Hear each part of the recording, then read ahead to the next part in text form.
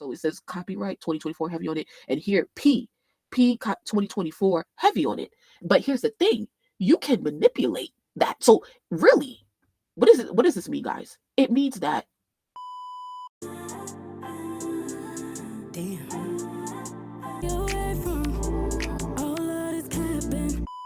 so him and Nicki, they go live together. Well, Tate goes live on Station Head last Sunday to promote his project. So actually, let's hear a little bit of this. I like this song.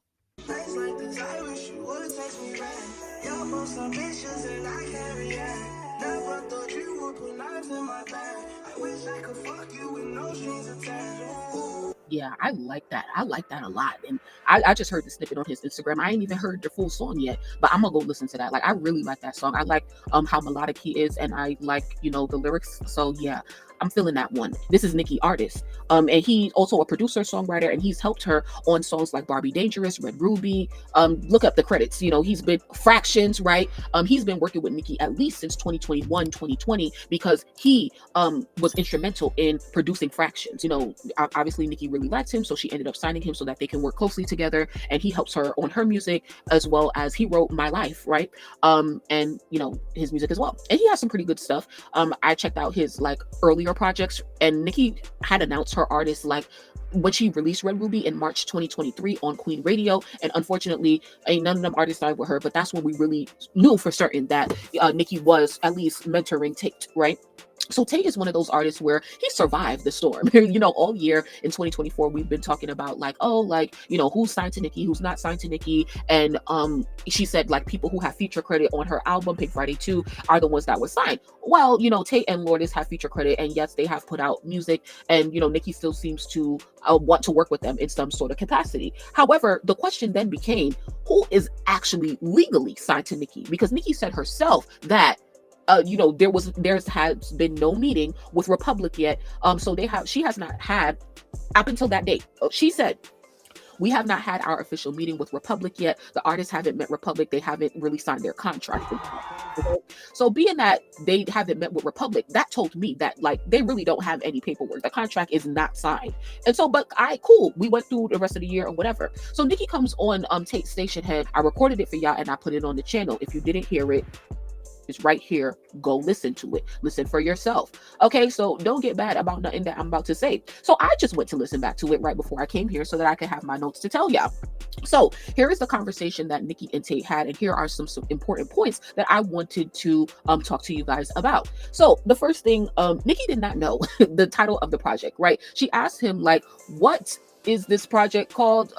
Okay, got it. So I'm like, okay, interesting. So then she asked him like release that. It seemed like she didn't really know, like for real when it came out. It seemed like she knew that it was out, but she didn't know for certain, like, oh, when did it come out, whatever. Or she asked the barbs that was in there, because it was only like 100 or 4, I don't really remember, but not a lot of people, right? So then Tate says, I actually have a song, you know, called Nicki or whatever. So I knew that he had a song named Nicki Minaj on the tape, and then Nicki was like, oh yeah, I need to put my headphones in, I need to listen to this. And I'm like, what? Nicki, how you don't know that your artist released a whole project and you don't know? So then Nicki says, you know, how many songs is on the project? She wasn't familiar with the music. So I was like, so I wrote, he could have been promoting trash with your name on it and you didn't know nothing about this drop. This is the first artist that's releasing a project on your label. So then I'm like, Nicki seems to not know what's going on. So he says like, oh, like the barbs are helping him with the technological side. Like the barbs are telling him, like, she's like, oh, like, can we get this on iTunes so that they can buy it or whatever? And I'm like, Nicki, like what?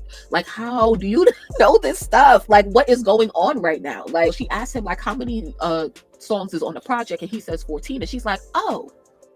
It makes you think that like, had they had a meeting about this, like you were supposed to, she would have told him to not put out 14 songs at once, because nobody really knows you like that. Like nobody really cares about your music like that to sit there and listen to 14 songs, even though he has put out a project already. Like she ain't got no big of a problem with it, but I'm just saying, you can tell that by her response. Had they had this meeting before, he would have not put out 14 songs. So then he says the barbs is helping him with the technological side. Then Nicki gives him feedback on the song and she tells him, you know, I would switch a verse to bring the ending sooner. And she gives him like musical advice, which I think that this is cool, because I felt like I was in the studio with them. And this was cool because it literally felt like we're having a studio session. This is what the type of conversation a label and their artists would be having if they're sending music to their label to see what their feedback is before they start working on it, before they really get into putting it out. But my thing is, we're doing this feedback after the music is already out, and it's like, okay, like that's not what is supposed to be giving. So anyway, she gives him that. I think it's cool, but at the same time, this is not really supposed to be happening here right now. Y'all should have been had this conversation 2 months ago. Cool. She asked him in 3 words, how do you describe the project, right? And he says, vulnerable, heartfelt, and emotional. Dope. And then he says No Strings Attached is his favorite song. So that's what you're looking at right now. That's the one that I said I like. So, which is probably why he's promoting it. And Nicki gave him positive feedback on the music and stuff like that. So that's also good. Also cool, studio session or whatever. And then she asked him how many songs don't have samples on the project. And so he says only 3 songs on the project have samples. So then she was like, oh, okay, that's good. That's good. Meaning like it actually gives you some insight as to how artists think and labels think about sampling, right? Like some people will say like, some of their criticism on Nicki's Pink Friday 2 was that there were too many samples. And you know how like the conversation these days amongst fans be like, oh my God, artists sample music too much. Da, da, da, da. So it's really interesting how like Nicki was like, oh, that's good. You only have 3 samples. Meanwhile, she put like 10 samples on her last project. I'm like, yo, that's funny. You funny. Okay, understandable. Less samples. But and here's my thing. I don't know what kind of samples Tate got on his project. Did he clear the samples? Did he clear it on his own?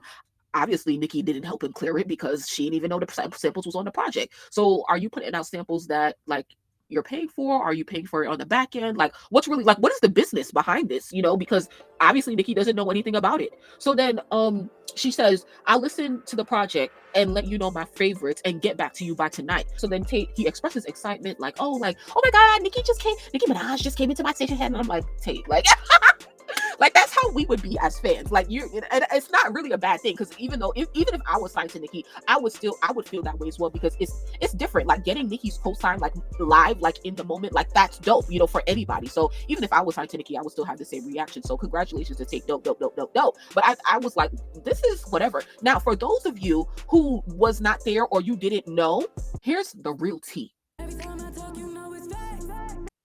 So everybody hold your horses. Calm down. All right. And I'm just giving you the shit that I be finding. Okay. So I'm showing you guys everything because it don't take no special powers to do this shit. All right. I'm going to make it big. Screenshot this. It says heavy on it. Copyright 2024, heavy on it. All right. P for the P line. Now remember, you know what? I'm not going to say it yet. Let's keep going. So it says heavy on it here, right, on Spotify. All right, cool. If I say heavy on it on Apple Music as well. You go look this shit up right now and you tell me what it says. So what I did was I recorded the conversation right here that Nicki had with Tate. I left the music in the recording and I uploaded it to YouTube so that I would see if YouTube was going to recognize it and copyright me for the music. Because I just want to see, like what's going to happen. Is this music really copyrighted and who owns it? Here is my screenshots. Here's me uploading this recording to YouTube. And here is how YouTube acts when it catches copyrighted material when you're uploading. Now, usually when your music gets copyrighted on YouTube, it's going to tell me the name of the song and who owns the song, whether it's the artist and or label. Okay. This happens quite often. But what do you see on this? It's telling you who owns the music, right? It says Tate Cobain and the title of the song. Where is heavy on it? Let's go back to Spotify. It's heavy on it. Now remember, what did I tell you? When we started talking about the lawsuit for Drake and Universal, right? And I told you guys what I heard people saying in the industry that work in streaming, that you can manipulate the P line. The P line is where we all go to see what label it's coming from. So it says copyright 2024 heavy on it. And here P 2024 heavy on it. But here's the thing. You can manipulate that. So really, what does this mean, guys? It means that, once again, it doesn't belong to heavy on it. Okay? It doesn't belong to heavy on it. Not officially, not legally. Nicki has no jurisdiction over this music. This means that Tate Cobain still owns his music and that he is not legally signed to heavy on it, which we knew that. Okay? But then why does it say heavy on it here? Once again, they can go in, and this is what I think happened. Okay, so everybody calm down. This is what happened. Because Nicki made it such a big deal, oh, who's signed to me, who's not signed to me, fans was arguing over different female rappers, JT, and it got crazy. And I think that it got so crazy, the conversation got so crazy to an extent where Nicki probably told Tate, you know what? Because they're trying to drop. Tate and Lourdes want to drop, but you see they're not really dropping like that. And I think that Tate is very, very, like persistent. I think that he's like on Nicki ass, like, Nicki, I want to drop, I want to drop, I want to drop. And because you see how Tate dropped more than Lourdes. Lourdes has only really dropped one song, okay? And that song, let's go to Lourdes. That song, do not say heavy on it. What? The shit say Lourdes music. None of Nicki's artist music say her label. So what does that tell me? It tells me that they still own their shit. It tells me that they're not signed. But why, though? Why does Tate get to use heavy on it and not Lourdes? So this is what I think happened. I think that Nicki was like, yo, the Barbs is on my ass. They want to know, they want to see heavy on it, which is why when Nicki made her album announcement with Kendrick dropped, she said 2025 equal official new album, Heavy on It Republic. So this, I think, is Nicki's way of really telling the Barbs, like, Barbs, I know y'all waiting. Don't worry. It's going to say heavy on it. We coming. We working. Da-da-da-da-da. It ain't solidified now, but it will be solidified. I think that Nicki told Tate, yo, the Barbs is on my ass. They want to see da-da-da-da-da. Yo, you got my permission. Even though we not legally signed yet, go in and put heavy on it just so they could shut the fuck up. That's what Nicki did, bro. Okay? That's what they did. Okay? I'm just letting you know that according to who really owns the copyright, it's right here. Just wanted to share that with everybody because, yeah, child, we be wanting to know, child. So even though like paperwork not really signed yet, we still support it. Tate, I told him to update the link in his bio. Let's see if he did it. See, he didn't do it, child. I told him to update the link in his bio. I said, Tate, please update the link in your bio with a master link to all platforms. I have Spotify. I like to be able to put the link for all platforms in my YouTube videos to promote. And I said, congrats, heavy on it, knowing damn well. I said this after I found out what I just told y'all.